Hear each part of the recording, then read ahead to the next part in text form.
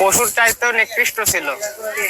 নাবালক যাকে মারছি, যাকে হত্যা করছি, ও নাবালক ছোট ছোট ছেলে মেয়েদেরকে জোর করে হচ্ছে যে ভিটাতে জমিতে নিয়ে গিয়ে হচ্ছে যে শারীরিক সম্পর্কে লিপ্ত হতো। আরো বিভিন্ন কাজ করতো, মেয়েদের সাথে করতো। ফ্যামিলি থেকে হচ্ছে যে বিয়ে দিতে পারবে না বলে এই সমস্ত কথা থানাতেও বলতে পারতো না, গ্রামের চেয়ারম্যান মেম্বার কাউকে জানাতে পারতো না।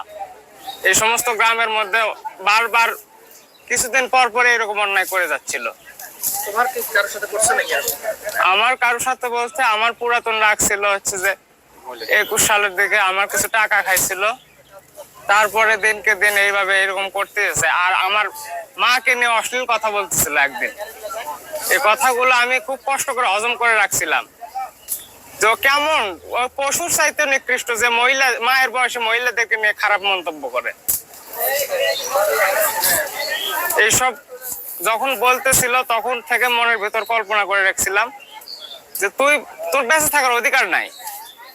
তুই ছোট ছোট নাবালক বাচ্চাদেরকে এইভাবে মানে ফুসলা বাসলা লিয়ে যা, জমির দিকে লিয়ে যা, হচ্ছে যে শারীরিক সম্পর্ক বেটা চলক বেটি চলক যাই তাই যাকি তাকি, ওর বাড়িতে হয়তো যদি কেউ না থাকে ভোলাবেলা কাকু নিয়ে যায় এই সমস্ত করতো।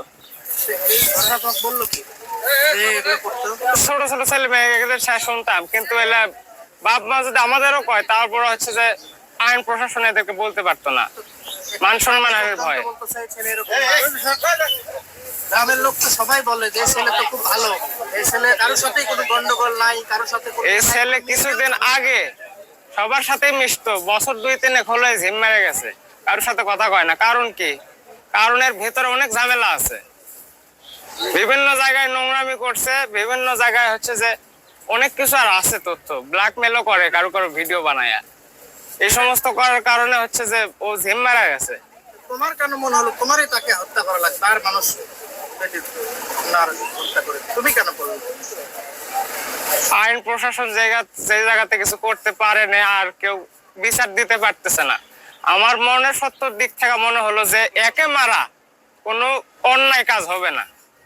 তোমার এখন কি আইন কি তোমার সঠিক বিচার করবে না? আইন যদি আইন যে বিচার করবে আমি সেটাই মাথা পেতে নেবো, কিন্তু একজন আমি নিজের থেকে বিশ্বাস করি আমি কোনো অন্যায় কাজ করিনি। যেটা করছি আমার নিজের মন থেকে আমি ন্যায় কাজ করছি। একজন পশুকে হত্যা করছি আমি। তুমি যে বললা যে আইন প্রশাসন কিছু করতে পারে না, তাহলে তোমাকে যে প্রশাসন ধরছে, হ্যাঁ করছে, এটা করতে পারতেছে, কিন্তু যখন ও কোনো একটা নারীকে ধরেন রেপ করে বা জোর জবরদস্তি করে, ওই নারীর বাবা মা তো বলতে পারে না, যদি বলে দেয় হচ্ছে যে তার আর বিয়ে হয় না। এই সমস্ত ভয়ের কারণে তুমি প্রশাসনের কাছে গেছিলা? কেমনে যাবো? আমার হচ্ছে যে বোন টোন এইসব আশেপাশেকার লোকজন, তাদের ভবিষ্যৎ আমি কেন নষ্ট করবো? এমনি আকারে ইঙ্গিতে বলবা, এখন তো তোমার ভবিষ্যৎ গেল। একটা মানুষের ভবিষ্যতের জন্য যদি আরো 100 জনের ভবিষ্যৎ বাঁচে, এর জন্য আমি ভবিষ্যৎ নষ্ট করতে রাজি আছি।